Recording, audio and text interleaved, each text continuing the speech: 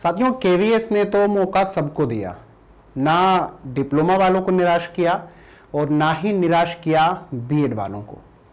समझते हैं सारा का सारा मामला कि जो बीएड वाले साथी हैं हमारे, वो इंटरव्यू दे पाएंगे या नहीं दे पाएंगे, और इंटरव्यू देते भी हैं तो क्या वह फाइनल सिलेक्शन में अपना स्थान बना पाएंगे या नहीं बना पाएंगे। और एग्जैक्ट उस पॉइंट पे हम लोग चलते हैं जिससे आप लोगों को कुछ क्लैरिटी आ सके और लॉजिकल बात करते हैं। मेरे प्यारे साथियों, नियमों के तहत ही सारे काम होते हैं। जैसे हम लोग चाहते हैं, सिर्फ हमारे चाहने भर से ही कोई भी नियम कभी भी नहीं बदल सकता है। आप सभी को याद होगा, ये केंद्रीय विद्यालय संगठन का जो ऑफिशियल नोटिफिकेशन हम लोगों को 2022 में देखने को मिला था जब वैकेंसी आई थी, और ये वाला नोटिफिकेशन ही था जब सभी लोग बड़ा खुश हुए थे, आप भी, मैं भी, हम सभी, और की वैकेंसी आ गई है। ये टोटल नंबर ऑफ वैकेंसीज भी आप लोगों को याद होंगी जो हम लोगों को यहाँ पर बेटा देखने को मिली थी। अनरिजर्व कैटेगरी के लिए 2599, ओबीसी के अंदर एनसीएल जरूर होना चाहिए 1731, इसी तरीके से SC ST EWS, और टोटल की हम लोग बात करते हैं तो वो 6414 6414 वैकेंसीज टोटल थी यहाँ पर। इसके साथ साथ OH VH इनके लिए भी आप लोगों को अलग से वैकेंसीज देखने को मिली थी। ये रिजर्वेशन के तहत जितने भी हमारे साथी हैं, तो आपके पास में आपका सर्टिफिकेट होना चाहिए। अगर आपके पास में डॉक्यूमेंट वेरिफिकेशन के टाइम आपका सर्टिफिकेट नहीं होगा तो आपको फिर भर्ती से बाहर भी कर दिया जाएगा, आप भी याद रखिएगा। जब यह वैकेंसी आई थी तो उस वक्त आप सभी ने यह भी देखा होगा कि जो अप्लाई करने से पहले आपको क्राइटेरिया दिया गया था, एलिजिबिलिटी क्राइटेरिया। अगर आपको प्राइमरी टीचर बनना है केवीएस में, तो सबसे पहला पॉइंट तो उन्होंने आपको यही बता दिया था कि जो अपर एज लिमिट है वो 30 इयर्स रहेगी, कि भाई 30 साल तक ही आप अप्लाई कर सकते हैं। हाँ, वो छूट अलग अलग लोगों को अपने रिजर्वेशन आरक्षण के तहत मिली ही थी। यहां पर आप लोगों की पोस्ट कौन सी है आपको क्लियर कर दिया गया था कि प्राइमरी पोस्ट के लिए आप लोग अप्लाई कर रहे हैं।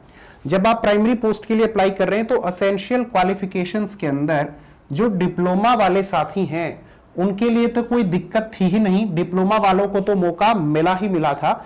इसके साथ साथ वो साथी जो बीएड वाले हैं उनको भी मौका दे दिया गया था। पीआरटी के लिए, प्राइमरी टीचर के लिए जितने भी बीएड वाले थे, एटलीस्ट 50% आप लोगों के मार्क्स बीएड में होने चाहिए। आपने अप्लाई कर दिया था, आपको मौका मिल गया था, सीटेट पेपर 1 आपने पास कर रखा है, कोई भी दिक्कत नहीं है। इसके साथ में इस बात का भी जिक्र यहां पर कर दिया गया था कि आपके पास में जो 6 मंथ का ब्रिज कोर्स होता है एलिमेंट्री एजुकेशन को लेकर के, वह भी होना चाहिए। लेकिन यहां पर आप इस इंपॉर्टेंट पॉइंट को जब देखेंगे, आप स्क्रीनशॉट भी ले सकते हैं, और अगर आपके पास यह ऑफिशियल नोटिफिकेशन नहीं है तो मैं आप लोगों के लिए टेलीग्राम चैनल पे इसको अपलोड कर दूंगा। बेटा, जो बीएड कैंडिडेट हैं can apply and go through the selection process but there, इस बट से कहानी शुरू होती है। यह तो बता दिया गया है कि जितने भी बीएड वाले हैं वो सभी अप्लाई कर सकते हैं और जो भी सिलेक्शन प्रोसेस है उस सिलेक्शन प्रोसेस का हिस्सा बन सकते हैं। लेकिन आप लोग यहां पर देखेंगे कि सुप्रीम कोर्ट का जिक्र कर दिया गया है और यह भी बता दिया गया था fees paid by the applicant will not be refunded. जब आप लोग इस नोटिफिकेशन को चेक करते हो, ये ऑफिशियल नोटिफिकेशन है केंद्रीय विद्यालय संगठन का ही, उसमें इंपॉर्टेंट बता करके कि भाई जरूरी है, सभी ध्यान रखना बीएड वाले, कभी बाद में कोई इस बात को लेकर के कहे कि मौका ही क्यों दिया था। तो बीएड ने आप लोगों का नुकसान नहीं किया है बेटा, बीएड ने नुकसान नहीं किया है, सुप्रीम कोर्ट ने भी नुकसान नहीं किया है। नुकसान हम सभी मानते हैं इस बात को, एनसीटीई ने किया है। एनसीटीई जब 2018 में यह नियम तय कर रहा था तो उसी वक्त अगर उसने हर एक चीज को बहुत गहराई से सोच समझ करके सभी पहलुओं पर काम करके अगर नियमों में बदलाव किए होते तो ज्यादा सही होता, आप लोगों का समय बच गया होता। तो बेटा, ये नोटिफिकेशन ऑफिशियल है, केंद्रीय विद्यालय संगठन की वेबसाइट पे आप लोगों को आज भी ये नोटिफिकेशन देखने को मिल जाएगा, वहां से आप डाउनलोड करें और इसको पढ़ें। अब हमारे वो सब साथी जो डिप्लोमा वाले हैं, तो आप लोगों को मेरा यही कहना है कि अप्लाई करो आगे से पीआरटी के लिए, और जो बीएड वाले हैं बेटा अप्लाई करो आगे से टीजीटी और पीजीटी को लेकर के। तो पीआरटी के लिए तो केंद्रीय विद्यालय संगठन का जो भी रिजल्ट आना है उसमें बीएड वाले साथी जो हैं मौका नहीं पा रहे होंगे, मौका नहीं मिल रहा होगा उन लोगों को आगे बढ़ने का, फाइनल सिलेक्शन लिस्ट तक जाने का, भले ही कितना भी बढ़िया स्कोर क्यों ना किया हो।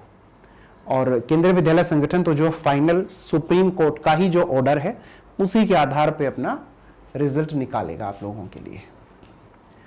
तो समझते हैं चीजों को, तब एक्सेप्टेंस भी आती है। ये वीडियो इसलिए मुझे बनाना पड़ा क्योंकि आज सुबह से ही बहुत सारे मैसेज आ रहे हैं कि सर हमने वहां पर देखा है, सर हमने यहां पर देखा है, रिजल्ट को लेकर बातें हो रही हैं। फिर बच्चे जो हैं वो आपस में ग्रुप्स में बहसबाजी करने लगे हैं, बीएड वाले, डिप्लोमा वाले। तो देखो, नियमों के तहत चलते हैं, और नियमों के तहत जब आप तर्क सहित चीजों को समझते हैं तो फिर एक्सेप्टेंस बेटा एक दिन तो करनी होती है। और जितना जल्दी, जितना अच्छे से आप लोग अपने समय को बचा करके अपनी डायरेक्शन में लगाओगे जहां से आपको सफलता मिलेगी, तो ज्यादा अच्छा होगा। ठीक है, तो मुलाकात करते हैं अगली वीडियो में। सभी साथी खुश रहें, स्वस्थ रहें।